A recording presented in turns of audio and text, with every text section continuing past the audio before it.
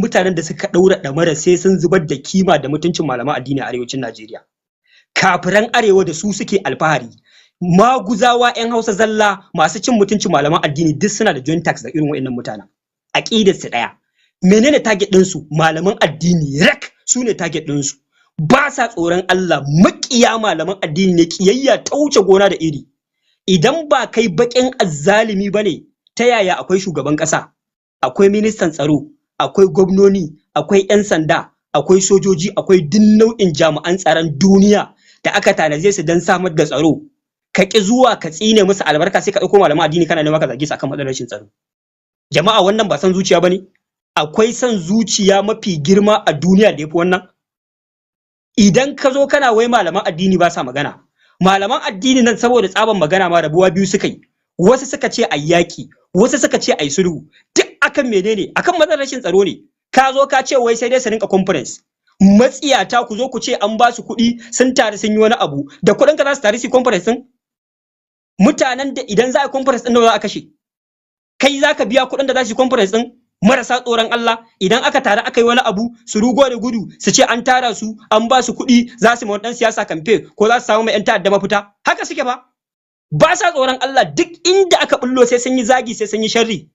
Yanzu yana cewa wai malaman addini wai su rinka taruwa wai suna conference wai akan matsalar rashin tsaro. Kai ka ce ya ware wasu biliyoyin kuɗaɗe ne ya ajiye malaman addinin zai rinka kama musu hotel yana ba su kuɗi su rinka taruwa suna conference din. Kuma idan su suka bi wata hanya suka bi suka tarin, ko aka samu wani mai kishin addini a cikin 'yan siyasan arewa ya tara su din ayi abin da za a nemo ma al'umma mafita, sai sharri su ce ana neman mai 'yan ta'adda mafita. Ba fa sa tsoron Allah mutanen nan da kuke ganin su. Su ne nan makiya arewa, makiya al'umman musulmi, makiya malaman addinin musulunci. Babu wani abu da za a yi a arewa ko malami zai ba su nemo hanyar da za su ci mai mutunci ko su zagai ko su mai sharri ba. Jama'a, ku duba bala'i da masifar da muka tsinci kanmu a ciki. Wani da sunan wani addini ya je ya mu addinin su sharri, ya mu addinin su kage.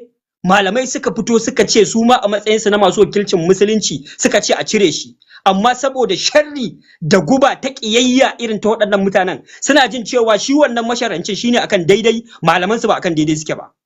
Yanzu irin waɗannan su ne suke zuwa arewa suna faɗa mana wai sun damu da magana matsalar al'umma, wai za su yi wata magana wai don kawo maslaha, wanda kullun su a take din masu kawo maslaha suke yi. Marasa tsoron Allah kawai. Ba wai ba ma jin tsoron yin irin haka da ku bane. Muna dan bin wasu hanyoyi ne saboda kar a dauka mu ɗan arewa abinda muka sa gaba kenan yaƙar junan mu. To amma na gane da ku da ƴan Hausa zallan da ƴan bazatan dukan ku sai mun hada ku mun biyo muku ta irin wannan hanya zamu zauna lafiya da ku. Sai mun bayyana ma al'umma kuma kuna ɗaya daga cikin matsalar arewa, kuna ɗaya daga cikin matsalar addinin musulunci. Dama ban taba ji a raina masu ɗabi'a da aiki irin naku zamu iya zama inuwa ɗaya da su ba.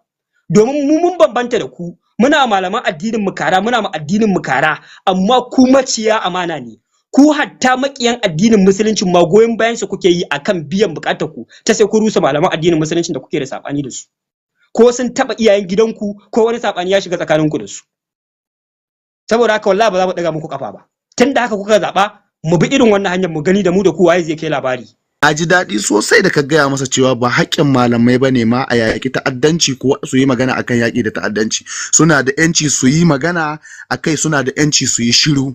Na ji daɗin wannan wannan gaɓar sosai, kuma waɗanda ba su san legal brief ba da wannan shugaban INEC ya rubuta su je su karanta legal brief, wannan zai ba su dama su fahimci damages ɗin da aka yi.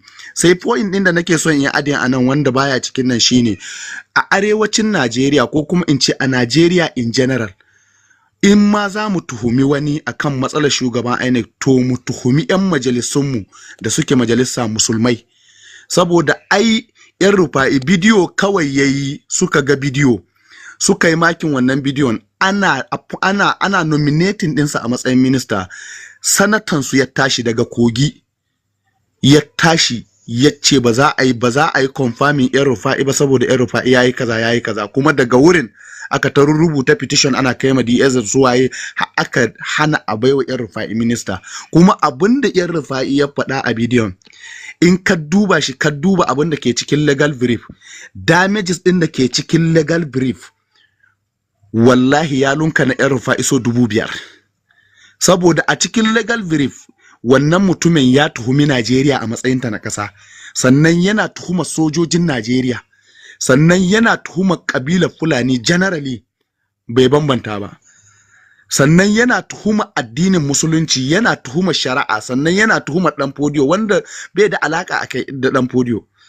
Sannan wannan mutumin Mizani, in zaka duba wani hoto da Orisa Jafo yayi lokacin Jonathan, wannan da aka kama jirginsa a South Africa ya je ɗauko makamai, in zaka tuna saga din, duk da yake wasu yan Gen Z ne ko kuma wasu basu je social media ba lokacin, to wannan akwai hoton da ake nuna wani mutum ana cewa Muhammad Yusuf ne tare da su Orisa Jafo, to ba Muhammad Yusuf bane, wannan shugaban INEC din ne.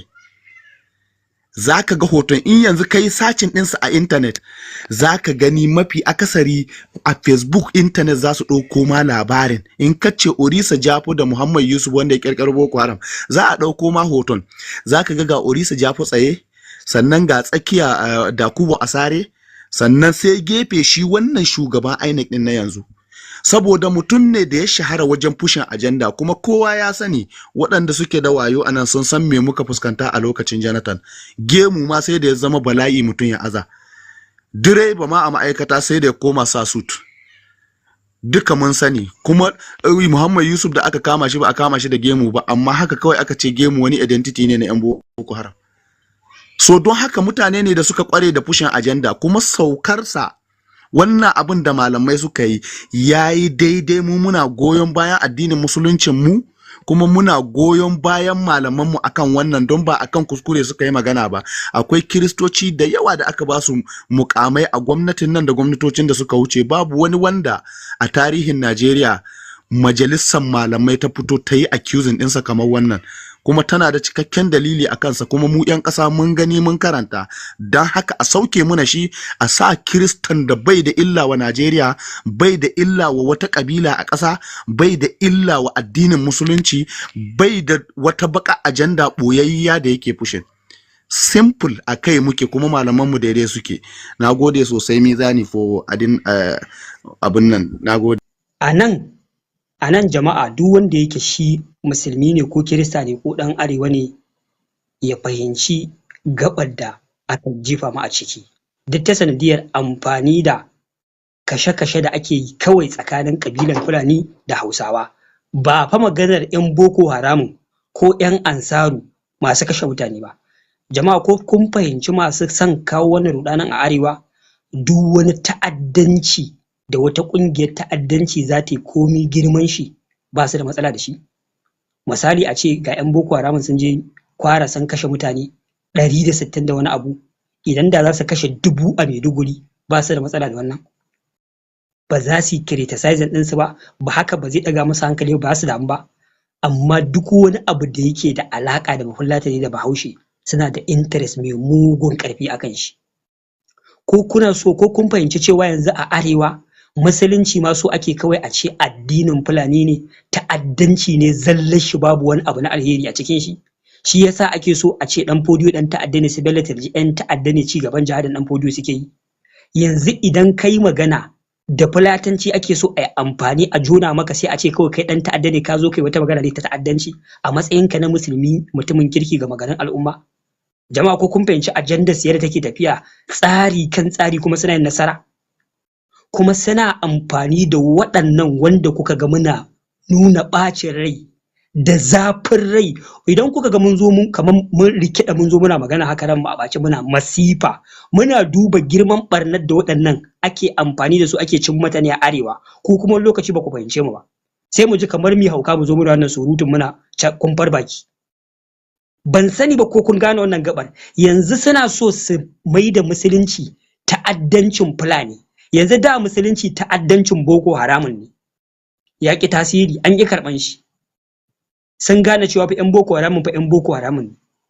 An haƙura yanzu 'yan Boko Haramun 'yan ta'adda ne, duk da yanzu akwai ɓirɓashin su da idan an ce Boko Haramun sai tasiri. To amma yanzu yawan Fulani da yawan Hausawa da saɓanin da suke so su cimmawa, yanzu kawai kowane irin ta'addanci Fulani ne kawai. Kowane irin ta'addanci Fulani ne. Yanzu in kai musulmi ɗan arewa ka zo kai magana akan wata maslaha ta addininka ko ta addinin zubar da jini, sai a ce kai wakilin Fulani ne, kai dan ta'adda ne. shikenan sai mutane su gamsu cewa fa kai dan ta'adda ne tunda fulani suna ta'addanci kawai to yanzu kai wani ɗaya ne daga cikin wakilin su ga zuwa kai magana da harshen musulunci ka kare su shikenan sai darajarka da kwarjininka ta yi ƙasa.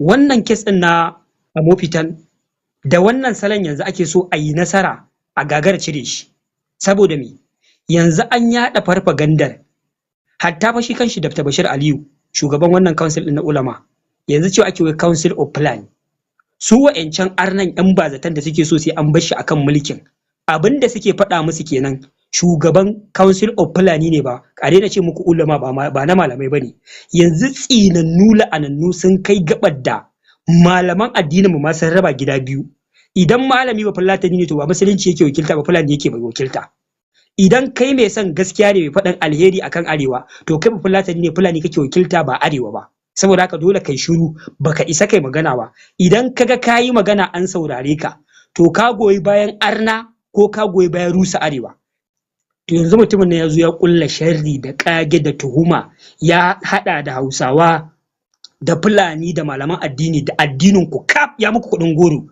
ya tarwatsa ku kuma sai a samu wai daga cikin ku wai suna cewa wai suna goyon bayan shi saboda haka yanzu malamai me yasa za su yi magana su daina magana su ma suna goyon bayan ya ci gaba da zama akan wannan kujera to shi ne nace yanzu fa lokaci yayi da ya kamata mu zo mu haɗu da Fulani da Hausawa da duk wanda ya san bai goyon bayan wani abu mai kama da zubar da jini ko ta'addanci mu tsarkake kawunan mu tsarkake kabilun nan daga mummunan bata musu suna da addinin mu da aka yi yan ta'addan nan da su da waɗannan yan bazatan mu haɗa su mu ma mu yaƙe su mu bayyana ma duniya shirinsa da abin da suke so su cimmawa da ta'addancin da ake yi da waɗannan yan bazatan da suka kwararo a cikin mu ake dagula mana lissafi wannan shine iya bayanin da zan yi filla don al'umma su fahimta kuma su gane sakon da muke so mu isar. Allah ya samu dace.